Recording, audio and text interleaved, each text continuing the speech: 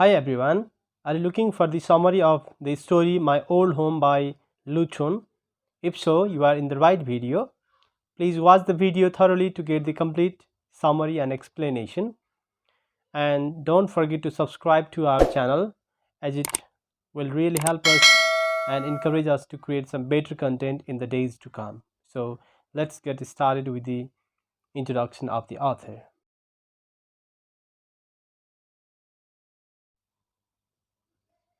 This story is written by Lu Chun. This is his pen name, and his name is Joe Suren. But we are given the name Lu Chun here in the story, so we need to write Lu Chun. He was born in 1881, and he died in 1936. He was born to a family with a strong Confucian background. His grandfather served as a high official in Beijing, so he's a right from Chinese background, and he's also called the father of modern Chinese literature. He has contributed a lot for the Chinese literature. Talking about the characters, there are different characters. Narrator himself is one of the characters. This story is narrated from the first person point of view, so we are not given the name there, name of the narrator's mother.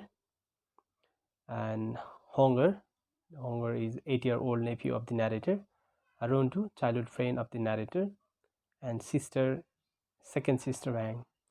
Second sister Wang is one of the characters of the story who comes to narrator house to get something. All right. Setting: ancient China. This is the setting, or this is the place, and the time is 1852 to 1853. The story took place between 1852 to 1853. So the plot of the story, let's see the plot. At first, the exposition, the narrator headed toward his hometown after more than 20 years to bid his home an everlasting farewell. Right? The narrator got back his home after 20 years. किन गयो त 20 वर्षपछि आफ्नो घर भन्दा पुरानो घर अब त्यो घरलाई सधैँको लागि छाडेर ऊ सहर बस्नको लागि आफ्नो घरमा हुनुभएको आमालाई लिएर अथवा त्यहाँ भएको केही सामानहरू लिएर चाहिँ सहर जाँदै थियो. Rising action, the narrator described his feeling at the arrival of his old home, past and reality. जब चाहिँ ऊ घरमा पुग्यो र त्यो घरमा पुग्न साथ आफ्नो मेमोरी, राइट, पास्टलाई सम्झिएर, and when he realized his past and got this present, हैन, उसले चाहिँ पास्ट र अहिलेको प्रेजेन्ट अथवा रियालिटीलाई धेरै फरक पाइरहेको हुन्छ, डिस्क्रिपेन्सी अथवा धेरै डिफरेन्सेसहरू पाइरहेको हुन्छ, and even can't believe that, right, his house is totally too old, right, somehow destroyed also partially, and other surroundings also they have been changed, right. त्यो कुराले चाहिँ उसलाई अलिकति त्यहाँ चाहिँ his memory and his reality, right, these are the different things. Past and present are the different things there, and he was really astonished to get to know that. Climax: the narrator's mother suggested him to meet his childhood friend Runtu before leaving the home. Narrator घरमा पुगिसकेपछि उसको मदरले, right, after greeting him, she told him that he should meet his childhood friend Runtu भन्ने चाहिँ बेला बेलामा आइरहन्थ्यो र narratorलाई सोधिरहेको हुन्थ्यो. सो तिमी घरमा आएको बेला उसलाई भेट्नुपर्छ है जानुभन्दा अगाडि भनेको हुन्छ उसको मदरले. Following action: the narrator met his friend Runtu, but Runtu called him master. हैन, आफ्नो साथीलाई चाहिँ उसले मास्टर भनेर चाहिँ ग्रीट अथवा एड्रेस गरिरहेको हुन्छ. Considering the fact that the narrator was rich and he belonged to high class, हैन, धनी मान्छे अथवा हाई क्लास बिलोङ गर्ने मान्छे साथी भए तापनि मैले मास्टर भन्नुपर्छ भनेर आएर चाहिँ उसले मास्टर भनेको हुन्छ. Resolution: before the narrator and his family left the old home, they provided some household goods to Runtu. हैन, रुन्टुलाई चाहिँ त्यहाँ उसलाई केही चाहिने सामानहरू चाहिँ तिमीलाई जे मन लाग्छ अथवा जे चाहिन्छ लिएर जाऊ भनेर दे गेभ इट, एन्ड अरू सामानहरू चाहिँ आफूले गाडीमा लोड गरेर they left their old house for the city. Now let's go to the summary of the story. The story entitled My Old Home by Lu Chun tells the story of his memories from youth to old age. आफू youth हुँदादेखिको old एजसम्मको चाहिँ story हामीलाई भनिरहेको छ.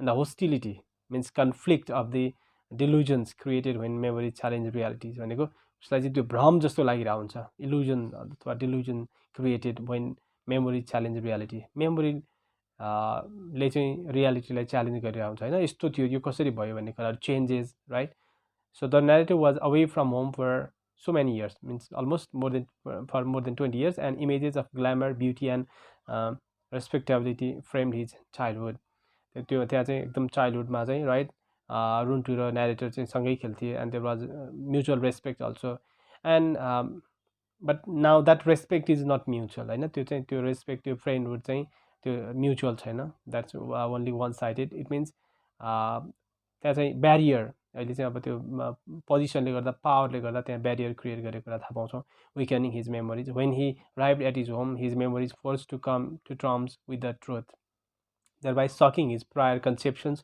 and understanding of the world धेरै कुराहरुमा जुन जुन आफ्नो अन्डरस्ट्यान्डिङ थियो उसको त्यो कुराहरुमा चाहिँ उसले धेरै चेन्ज पाएको हुन्छ अथवा धेरै प्रायर कन्सेप्सन्स अथवा प्रायर अन्डरस्ट्यान्डिङ भन्दा चाहिँ अहिले जे रियालिटी उसले फेस गरिरहेको छ त्यहाँ आएर he found many differences there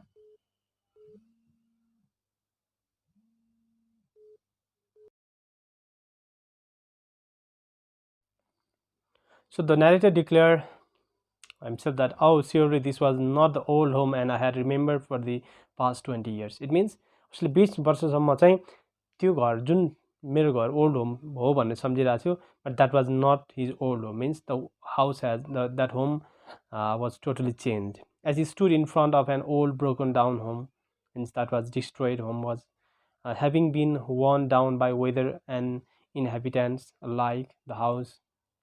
The house's old perceived glory was invisible to the eye, only to be seen in that of the mind. Only that the thing, right, the old home that was in his mind. So, rationalizing the discrepancy between memory and that is standing before him, he tried to convince himself that his home had always been like this, and although it had not improved, it was not so depressing as imagined, right? So there was the conflict. Now we could see the conflict between his memory and his reality, right? What he imagined, that was not the thing there, right? पहिला आफूले छाडेर जाँदाखेरिको चाहिँ अवस्था थिएन त्यहाँ. So there was somehow conflict, right? But it was not so depressing as imagined, होइन? चाहिँ imagine गरे जस्तो चाहिँ डिप्रेसिङ चाहिँ थिएन. It was only his mood that had change, होइन? त्यो चाहिँ उसको मुड चेन्ज भएको आफ्नो पास्ट होमलाई देख्ने बित्तिकै चाहिँ वो पास्टमा यस्तो थियो, अहिले प्रेजेन्टमा चाहिँ त्यो अवस्था रहेनछ भन्ने खालको चाहिँ चेन्जेस अथवा उसको मुडमा फरक हो. Because he was coming back to the country without illusions, right? Or he was coming back to his home without any illusions there.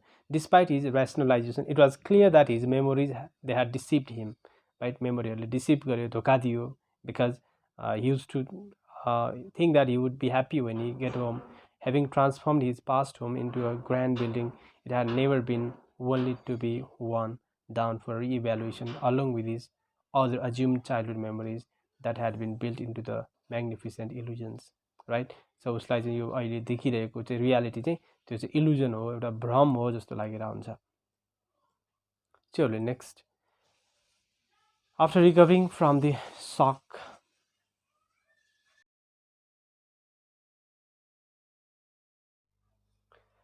So after recovering from the shock of seeing his old home, right, he was informed that his old friend Rundu would be returning to town to visit him.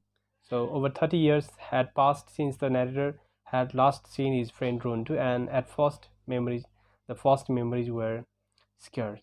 So आफू घर पुग्ने बित्तिकै चाहिँ उसको मदरले रुन्टुलाई भेट्नु, उसलाई तिमीले नभेटेको पनि धेरै भएर, he was always asking for you when he came here, होइन? जब चाहिँ नेरेटरको घरमा आउने गर्थ्यो, रुन्टुले चाहिँ आफ्नो साथीलाई खोजिरहन्थ्यो.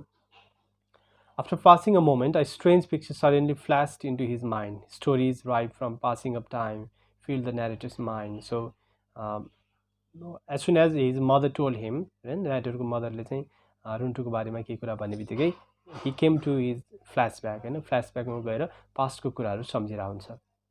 He was full of the ample details he recalled, होइन? धेरै इनफ डिटेलहरू चाहिँ उसको माइन्डमा आउँछ, पुरानो कुराहरू, यादहरू. From the glory of his childhood, seaside friend Runtu भनेको चाहिँ he was seaside friend. They used to go to seaside, they used to play there. His story were like candy, appealing to a child and idealized in every way, shape and form.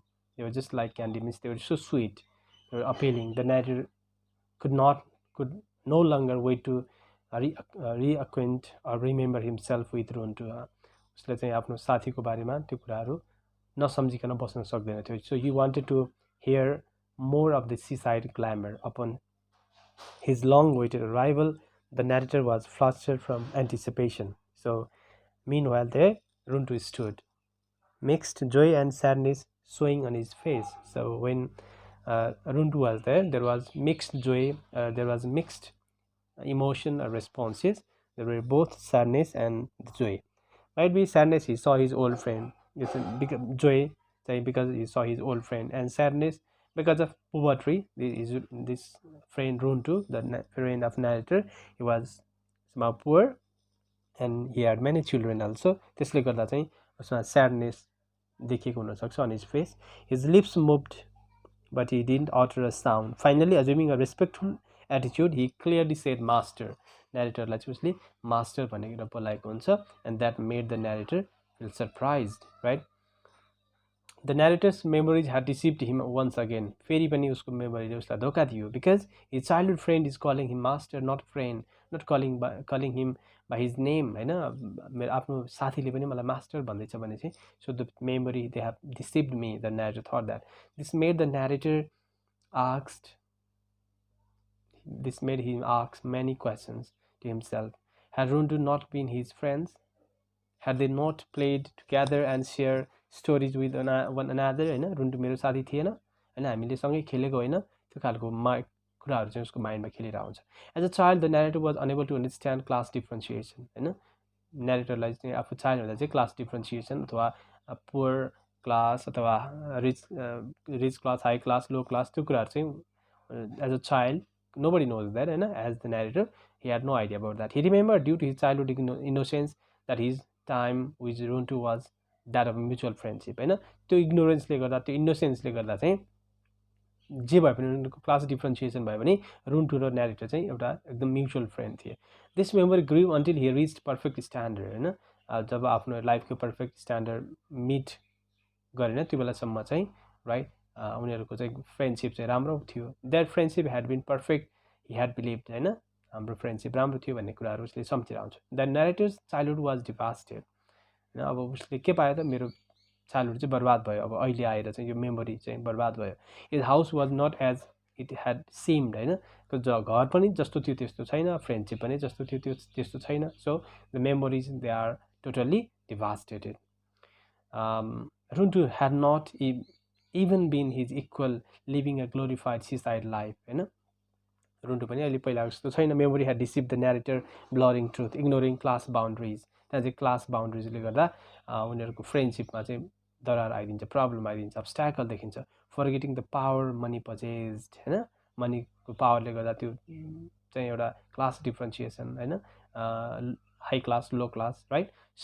How such a divide could form between himself and Runtu. Memories and the truth they were so deep to the narrator, right? The unpredictability of narrator's mind and his memories and past became apparent or unreal. So past like अब अहिले हेर्दा चाहिँ unreal लागिरहेको हुन्छ, right? The mind changes and the past glorifies it in order to glorify the individual. The way that Runtu classified himself of low socioeconomic background in front of his friend or narrator shows the classism. त्यो कुराले चाहिँ classism देखाउँछ. His memories had provided a means of protection, a way to detach himself from the inequalities, right? Memories, उसको past मेमोरीले चाहिँ के गर्छ त, त्यो क्लास डिफ्रेन्सिएसनलाई चाहिँ पर राखिदिन्छ, राइट. बट अब अहिलेको रियालिटी चाहिँ के छ त, there is the class differentiation, the class difference we could see. Chinese society produced that kind of inequalities there. Only by confronting his memories, by discovering the truth behind the memories, was he was able to see the realities of China. So this shows the reality of ancient China, the class difference between the people, or among the people that are in China, ancient China. Finally, the narrator and his family provided some household goods to Runtu and left the old home for the town, होइन. त्यहाँ चाहिँ second sister यङको पनि कुरा हुन्छ बिचबिचमा, ऊ पनि आफ्नो त्यहाँ घरमा आउने गर्थ्यो र केही चाहिने सामानहरू लिएर जाने गर्थ्यो. र रुन्टुलाई चाहिँ वाट एभर यु निडेड, अनि तिमीलाई जे सामान चाहिन्छ त्यो लगाऊ भनेर आउँछ, हाउसहोल्ड गुड्सहरू. And he carried some things on बोटमा राखेर उसले घरसम्म पुर्याएको हुन्छ, आफ्नो बेबीलाई आफ्नो चाइल्डलाई पनि नेरेटरसँग भेट्दा लिएर आएको हुन्छ, र सेकेन्ड टाइम भेट्दा चाहिँ अथवा सेकेन्ड टाइम चाहिँ सामान लिनको लागि हाउस होल्ड गुड्सहरू लिन आउँदाखेरि चाहिँ उसले फेरि अर्को चाइल्डलाई लिएर आइरहेको कुरा चाहिँ स्टोरीमा हामीलाई देखाइएको छ। As a whole here we discussed about the difference between past and present होइन, पास्टमा कस्तो थियो मेमोरिज एन्ड रियालिटी, पास्टलाई चाहिँ मेमोरी र प्रेजेन्टलाई चाहिँ रियालिटीसँग चाहिँ रिलेट गरिएको छ, र देयर इज कन्फ्लिक्ट र there is contradiction right. We could see the unpredictability of the past and the present right. पास्टको कुराहरू चाहिँ अहिले कति फरक भयो, कति चेन्ज भयो होइन, एउटा फिजिकल अपिरियन्स हाउसको कुरा गरेर फिजिकल थिङको कुरा गरेर पनि अर्को कुरा चाहिँ द रिलेसनसिप होइन। So as a whole we could see the class difference, mainly चाहिँ एउटा क्लास सिस्टम, अर्को चाहिँ मेमोरीको कुरा पनि हामीलाई यहाँ देखाउन खोजेको छ स्टोरीमा। So analysis theme in the story include artificial divisions among people due to class differences होइन, एउटा एक खालको आर्टिफिसियल डिफरेन्स चाहिँ not the natural difference right, as room to classified himself as of low socio-economic background right, the persistence of memory, the way people as well as the places ko athwa people haruko pani right, that constitute the sense of a place, the painfulness of disconnection from the past and the dilemma of intellectual must turn their attention away from the past and face the present reality हैन। जति जे भए पनि पास्टलाई चाहिँ हामीले अब we have to remember हैन, सम्झिने मात्र हो र अहिले प्रेजेन्टलाई चाहिँ फेस गर्नुपर्ने हुन्छ। Next we could see the conflict or discrepancy between memories or past and the realities. We can see the past and present. And being kind to others make them happy and prosperous. भनेको त्यहाँ चाहिँ स्टोरीमा as the narrator's family right, the family members they were kind to others अनि आफूसँग भएको कुराहरू अरूलाई share गर्ने र अलिकति काइन्ड थिए र उनीहरूलाई पनि the God makes them kind भन्ने कुराहरू पनि देख्न सकिन्छ। अलिकति चाहिँ कन्फ्युसियनिजम अथवा कन्फ्युसियसको पनि फिलोसफिकल कुराहरू पनि जोडिएको देखिन्छ। Relationship of childhood are innocent right, बच्चा बेला चाहिँ regardless or irrespective of their you see class right or the race and childhood are in the children they make friendship or they have friendship right, and impartial and disinterested also, they are disinterested in such kind of classism and other things.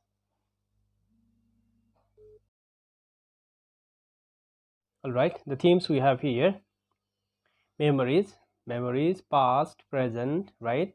Discrepancy between memory and reality, poverty in ancient China, nostalgia, friendship. Our next theme लाई चाहिँ हामीले कन्फ्युसियनिजमसँग पनि जोड्न सकिन्छ, right?